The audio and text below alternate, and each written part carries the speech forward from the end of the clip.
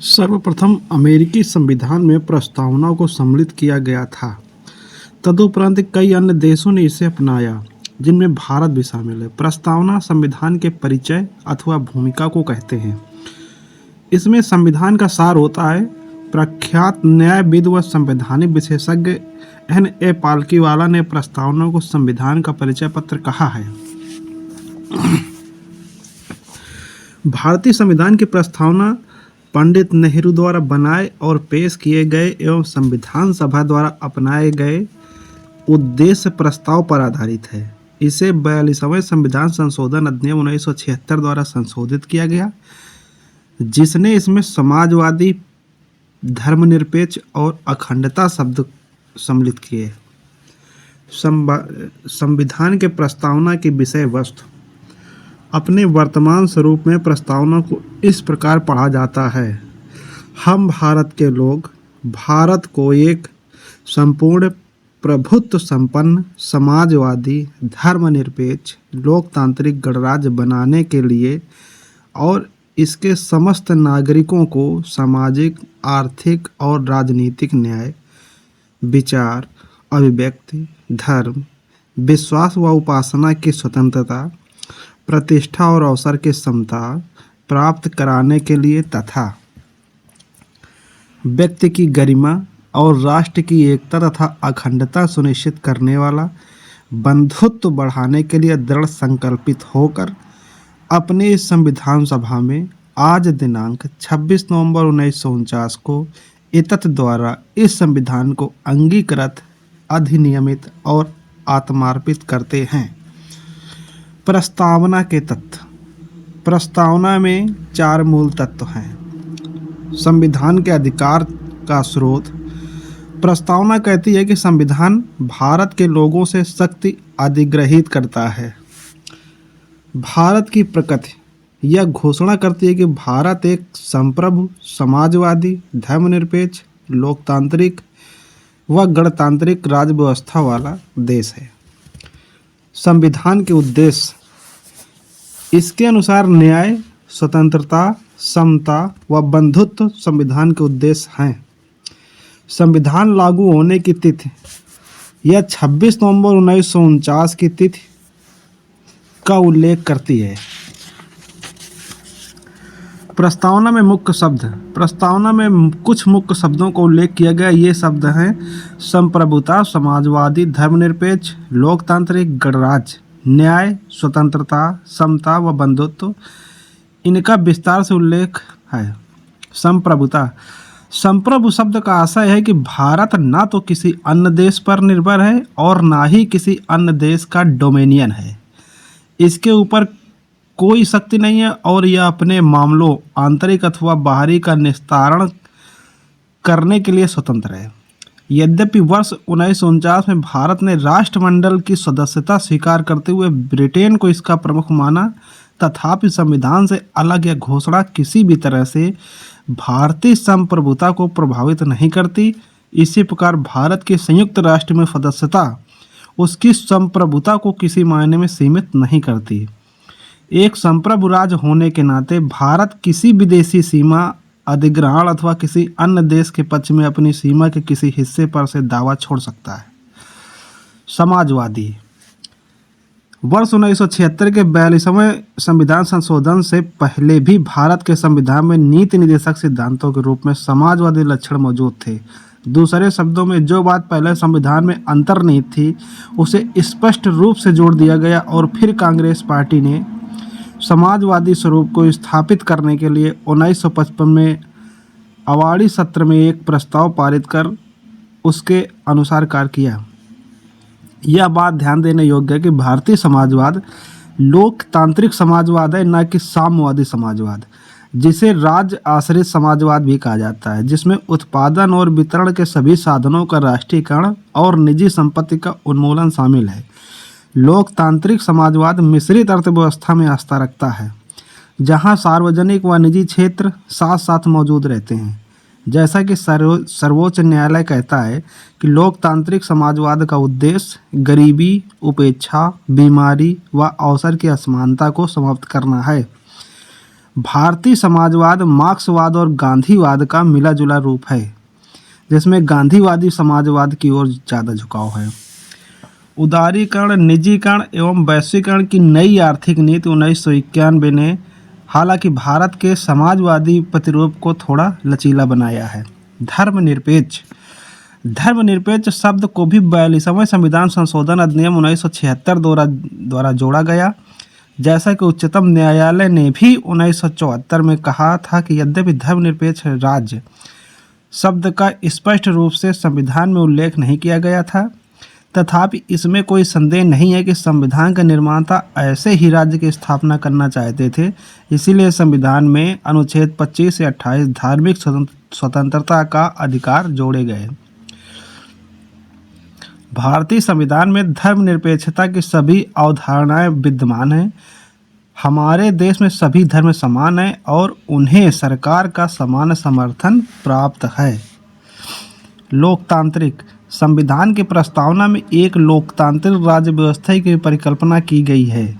यह प्रचलित संप्रभुता के सिद्धांत पर आधारित है, अर्थात सर्वोच्च शक्ति जनता के हाथ में हो। लोकतंत्र दो प्रकार का होता है, प्रत्यक्ष व अप्रत्यक्ष। प्रत्यक्ष लोकतंत्र में लोग अपनी शक्ति का इस्तेमाल प्रत्यक्ष रूप से करते हैं, जैसे स्विट्जरलैंड में। प्रत्यक्ष लोकतंत्र के 4 मुख्य औजार हैं। इनमें हैं 1 रेफरेंडम यानी परिप्रेक्षा, पहल इनिशिएटिव, प्रत्यावर्तन या प्रत्याशी को वापस बुलाना, रिकॉल तथा जनमत संग्रह प्लेबिस्टिसाइड। दूसरी ओर अप्रत्यक्ष लोकतंत्र में लोगों द्वारा चुने गए प्रतिनिधि सर्वोच्च शक्ति का इस्तेमाल करते हैं और सरकार चलाते हुए कानूनों का निर्माण करते हैं। इस प्रकार के लोकतंत्र को प्रतिनिधि लोकतंत्र भी कहा जाता है। यह 2 प्रकार का होता है, संसदीय और राष्ट्रपति के अधीन। भारतीय संविधान में प्रतिनिधि संसदीय लोकतंत्र की व्यवस्था है, जिसमें कार्यकारिणी अपनी सभी नीतियों और कार्यों के लिए विधायक के प्रति जवाबदेह है। वयस्क मताधिकार, सामयिक चुनाव, कानून की सर्वोच्चता, न्यायपालिका की स्वतंत्रता व भेदभाव का अभाव भारतीय राज्य व्यवस्था के लोकतांत्रिक लक्षण के स्वरूप हैं। संविधान की प्रस्तावना में लोकतांत्रिक शब्द का इस्तेमाल बृहद रूप में किया गया है, जिसमें न केवल राजनीतिक लोकतंत्र बल्कि सामाजिक व आर्थिक लोकतंत्र को भी शामिल किया गया है। इस आयाम पर डॉक्टर अंबेडकर ने 25 नवंबर 1949 को संविधान सभा में दिए गए अपने समापन भाषण में विशेष बल देते हुए कहा था कि राजनीतिक लोकतंत्र तब तक स्थायी नहीं बन सकता जब तक कि उसके मूल में सामाजिक लोकतंत्र नहीं हो। सामाजिक लोकतंत्र का क्या अर्थ है? इसका अर्थ है वह जीवन शैली जो स्वाधीनता, समानता हो तथा भ्रातृत्व को मान्यता देती हो। स्वाधीनता, समानता और भ्रातृत्व के सिद्धांत को अलग से एक त्रयी के रूप में देखा जाना चाहिए। स्वाधीनता, समानता और भ्रातृत्व को त्रयी कहते हैं, मतलब ये तीनों बहुत इंपॉर्टेंट है। ये आपस में मिलकर एक त्रयी की रचना इस अर्थ में करते हैं कि यदि इनमें से एक को भी अलग कर दिया जाए तो लोकतंत्र का उद्देश्य ही पराजित हो जाता है। स्वाधीनता को समानता से अलग नहीं किया जा सकता और समानता को स्वाधीनता से अलग नहीं किया जा सकता। उसी प्रकार स्वाधीनता और समानता को भ्रातृत्व यानी बंधुत्व से भी अलग नहीं किया जा सकता। समानता के अभाव में स्वाधीनता से कुछ का आधिपत्य अनेक पर स्थापित होने की स्थिति बनेगी। समानता के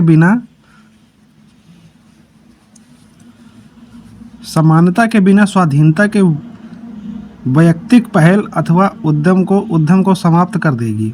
इसी संदर्भ में सर्वोच्च न्यायालय ने 1997 में व्यवस्था दी कि संविधान एक समत्वपूर्ण सामाजिक व्यवस्था की स्थापना का लक्ष्य रखता है, जिससे कि प्रत्येक नागरिक को भारत गणराज्य के सामाजिक सर्व आर्थिक लोकतंत्र में सामाजिक, आर्थिक और राजनीतिक न्याय प्रदान किया जा सके। गणतंत्र एक लोकतांत्रिक राज्य व्यवस्था को 2 वर्गों में बांटा जा सकता है, राजशाही और गणतंत्र। राजशाही व्यवस्था में राज्य का प्रमुख आमतौर पर राजा या रानी उत्तराधिकारिता के माध्यम से पद पर आसीन होता है, जैसा कि ब्रिटेन में। वहीं गणराज्य में राज्य प्रमुख हमेशा प्रत्यक्ष अथवा अप्रत्यक्ष रूप से एक निश्चित समय के लिए चुनकर आता है, जैसे अमेरिका। इसलिए भारतीय संविधान की प्रस्तावना में गणतंत्र का अर्थ यह है कि भारत का प्रमुख अर्थात राष्ट्रपति चुनाव के जरिए सत्ता में आता है। उसका चुनाव 5 वर्ष के लिए अप्रत्यक्ष रूप से किया जाता है। गणतंत्र के अर्थ में 2 और बातें शामिल हैं। पहली यह कि राजनैतिक संप्रभुता किसी एक व्यक्ति जैसे राजा के हाथ में होने के बजाय लोगों के हाथ में होती है, और दूसरी किसी भी विशेषाधिकार प्राप्त वर्ग की अनुपस्थिति। इसलिए हर सार्वजनिक कार्यालय बगैर किसी भेदभाव के प्रत्येक नागरिक के लिए खुला होगा। न्याय। प्रस्तावना में न्याय 3 भिन्न रूपों में शामिल है: सामाजिक न्याय, आर्थिक न्याय व राजनीतिक न्याय। इसकी सुरक्षा मौलिक अधिकार व नीति निर्देशक सिद्धांतों के विभिन्न उपबंधों के जरिए की जाती है। सामाजिक न्याय का अर्थ है हर व्यक्ति के साथ जाति, रंग, धर्म, लिंग के आधार पर बिना भेदभाव किए समान व्यवहार। इसका मतलब है समाज में किसी वर्ग विशेष के लिए विशेषाधिकारों की अनुपस्थिति और अनुसूचित जात, जनजात, अन्य पिछड़े वर्ग तथा महिलाओं की स्थिति में सुधार। आर्थिक न्याय का अर्थ है कि आर्थिक कारणों के आधार पर किसी भी व्यक्ति से भेदभाव नहीं किया जाएगा। इसमें संपदा, आय व संपत्ति की असमानता को दूर करना भी शामिल है। सामाजिक न्याय और आर्थिक न्याय का मिला जुला रूप अनुपाती न्याय को परिलक्षित करता है। राजनीतिक न्याय का अर्थ है कि हर व्यक्ति को समान राजनीतिक अधिकार प्राप्त होंगे, चाहे वो राजनीतिक दफ्तरों में प्रवेश की बात हो अथवा अपनी बात सरकार तक पहुंचाने का अधिकार। सामाजिक, आर्थिक व राजनीतिक न्याय के इन तत्वों को 1917 की रूसी क्रांति से लिया गया है। स्वतंत्रता। स्वतंत्रता का अर्थ है कि लोगों की गतिविधियों पर किसी प्रकार की रोक टोक की अनुपस्थिति तथा साथ ही व्यक्ति के विकास के लिए अवसर प्रदान करना। प्रस्तावना हर व्यक्ति के लिए मौलिक अधिकारों के जरिए अभिव्यक्त विश्वास, धर्म और उपासना की स्वतंत्रता सुरक्षित करती है। इनके हनन के मामले में कानून का दरवाज़ा खटखटाया जा सकता है। जैसा कि प्रस्तावना में कहा गया है कि भारतीय लोकतांत्रिक व्यवस्था को सफलतापूर्वक चलाने के लिए स्वतंत्रता परम आवश्यक है। हालांकि स्वतंत्रता का अभिप्राय यह नहीं है कि हर व्यक्ति को कुछ भी करने का लाइसेंस मिल गया हो। स्वतंत्रता के अधिकार का इस्तेमाल संविधान में लिखी सीमाओं के भीतर ही किया जा सकता है। संक्षेप में कहा जाए तो प्रस्तावना में प्रदत्त स्वतंत्रता एवं मौलिक अधिकार शर्त रहित नहीं है। हमारी प्रस्तावना में स्वतंत्रता, समता और बंधुत्व के आदर्शों को फ्रांस की क्रांति से लिया गया है।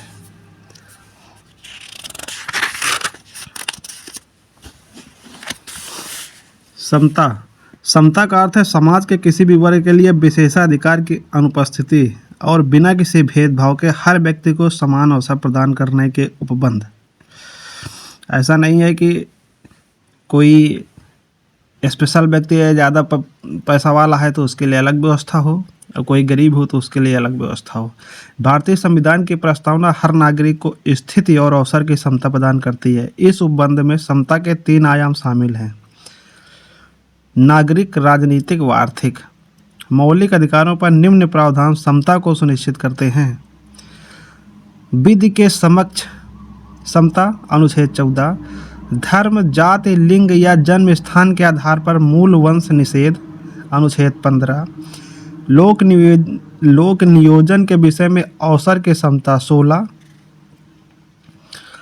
अस्पृश्यता का अंत, 17। उपाधियों का अंत, 18।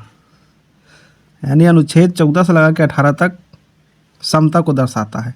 संविधान में 2 ऐसे उपबंध हैं जो राजनीतिक समता को सुनिश्चित करते प्रतीत होते हैं। प्रथम है कि धर्म, जाति, लिंग अथवा वर्ग के आधार पर किसी व्यक्ति को मतदाता सूची में शामिल होने के अयोग्य करार नहीं दिया जाएगा, अनुच्छेद 325। तथा दूसरा है लोकसभा और विधानसभा के लिए वयस्क मताधिकार का प्रावधान, अनुच्छेद 326। राज्य के नीति निर्देशक सिद्धांत, अनुच्छेद 39। महिला तथा पुरुष को जीवन यापन के लिए पर्याप्त साधन और समान काम के लिए समान वेतन के अधिकार को सुरक्षित करते हैं। बंधुत्व। बंधुत्व का अर्थ है भाईचारे की भावना। संविधान एकल नागरिकता के एक तंत्र के माध्यम से भाईचारे की भावना को प्रोत्साहित करता है। मौलिक कर्तव्य, जो कि अनुच्छेद 51 का में सम्मिलित हैं। कहता है कि यह हर भारतीय नागरिक का कर्तव्य होगा कि वह धार्मिक, भाषाई, क्षेत्रीय अथवा वर्ग विविधताओं से ऊपर उठ सौहार्द और आपसी भाईचारे की भावना को प्रोत्साहित करेगा। प्रस्तावना कहती है कि बंधुत्व में दो बातों को सुनिश्चित करना होगा। पहला, व्यक्ति का सम्मान और दूसरा, एक देश की एकता और अखंडता। अखंडता शब्द को 42वें संविधान संशोधन अधिनियम 1976 द्वारा प्रस्तावना में जोड़ा गया। संविधान सभा के प्रारूप समिति के एक सदस्य के.एम. मुंशी के अनुसार व्यक्ति के गौरव का अर्थ यह है कि संविधान न केवल वास्तविक रूप में भलाई तथा लोकतांत्रिक तंत्र की मौजूदगी में सुरक्षित करता है, वास्तविक रूप में भलाई तथा लोकतांत्रिक तंत्र की मौजूदगी सुरक्षित करता है, बल्कि यह भी मानता है कि हर व्यक्ति का व्यक्तित्व पवित्र है। इस पर किसी व्यक्ति के गौरव को सुनिश्चित करने वाले मौलिक अधिकार और नीति निषेधक तत्वों के कुछ प्रावधान बल देते हैं। इसके अलावा मौलिक कर्तव्यों 51 का में कहा गया है कि भारत के हर नागरिक की यह जिम्मेदारी होगी कि वह स्त्री के गौरव को ठेस पहुंचाने वाली किसी भी हरकत का त्याग करे और भारत की संप्रभुता, एकता और अखंडता की रक्षा करे। देश की एकता और अखंडता पद में राष्ट्रीय अखंडता के दोनों मनोवैज्ञानिक और सीमाई आयाम शामिल हैं। संविधान के अनुच्छेद 1 में भारत का वर्णन राज्यों के संघ के रूप में किया गया है ताकि यह स्पष्ट हो जाए कि राज्यों को संघ से अलग होने का कोई अधिकार नहीं है। इससे भारतीय संघ की बदली न जा सकने वाली प्रकृति का परिलक्षण होता है। इसका उद्देश्य राष्ट्रीय अखंडता के लिए बाधक सांप्रदायिकता, क्षेत्रवाद, जातिवाद, भाषावाद इत्यादि जैसी बाधाओं पर पार पाना है। प्रस्तावना का महत्व। प्रस्तावना में उस आधारभूत दर्शन और राजनीतिक, धार्मिक व नैतिक मौलिक मूल्यों का उल्लेख है जो हमारे संविधान के आधार हैं। इसमें संविधान सभा की महान और आदर्श सोच उल्लिखित है। इसके अलावा यह संविधान की नींव रखने वालों के सपनों और अभिलाषाओं का परिरक्षण करती है। संविधान निर्माण में महत्वपूर्ण भूमिका निभाने वाले संविधान सभा के अध्यक्ष सर अल्लादी कृष्णस्वामी अय्यर के शब्दों में, संविधान की प्रस्तावना हमारे दीर्घकालिक सपनों का विचार है। संविधान सभा की प्रारूप समिति के सदस्य के.एम. मुंशी के अनुसार प्रस्तावना हमारी संप्रभु लोकतांत्रिक गणराज्य का भविष्य फल है। संविधान सभा के एक अन्य सदस्य पंडित ठाकुर दास भार्गव ने संविधान की प्रस्तावना के संबंध में कहा, प्रस्तावना संविधान का सबसे सम्मानित भाग है और यह संविधान की आत्मा है। यह संविधान की कुंजी है।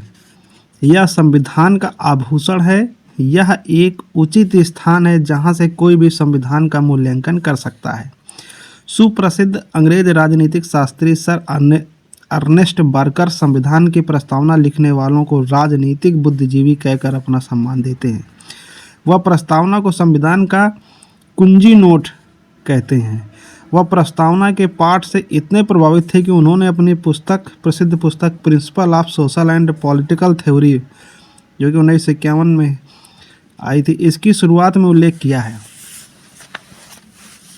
भारत के पूर्व मुख्य न्यायाधीश एम हिदायतुल्लाह मानते हैं कि प्रस्तावना अमेरिका की स्वतंत्रता की घोषणा के समान है, लेकिन यह एक घोषणा से भी ज़्यादा है। यह हमारे संविधान की आत्मा है जिसमें हमारे राजनीतिक समाज के तौर तरीकों को दर्शाया गया है। इसमें गंभीर संकल्प शामिल है जिन्हें एक क्रांति ही परिवर्तित कर सकती है। संविधान के एक भाग के रूप में प्रस्तावना को लेकर विवाद रहता है कि क्या संविधान का एक भाग है या नहीं।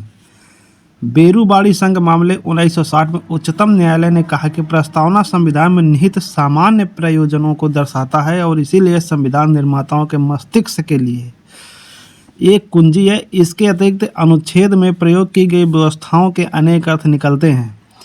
इस व्यवस्था के उद्देश्य को प्रस्तावना में शामिल किया गया है। प्रस्तावना की विशेषता को स्वीकार करने के लिए इस उद्देश्य के बारे में व्याख्या करते हुए उच्चतम न्यायालय ने कहा कि प्रस्तावना संविधान का भाग नहीं है।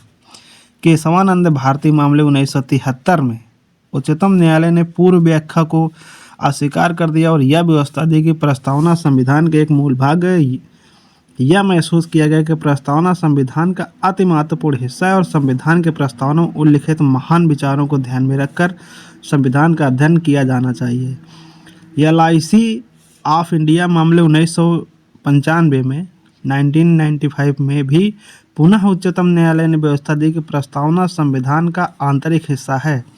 संविधान के अन्य भागों की तरह ही संविधान सभा ने प्रस्तावना को भी बनाया, परंतु तब जबकि अन्य भाग पहले से ही बनाए जा चुके थे। प्रस्तावना को अंत में शामिल किए जाने का कारण यह था कि इसे सभा द्वारा स्वीकार किया गया। जब प्रस्तावना पर मत व्यक्त किया जाने लगा, संविधान सभा के अध्यक्ष ने कहा कि प्रश्न यह है कि क्या प्रस्तावना संविधान का भाग है। इस प्रस्ताव को तब स्वीकार कर लिया गया, लेकिन उच्चतम न्यायालय द्वारा वर्तमान मत दिए जाने के बाद की प्रस्तावना संविधान का भाग है, यह संविधान के जनकों के मत से साम्यता रखता है।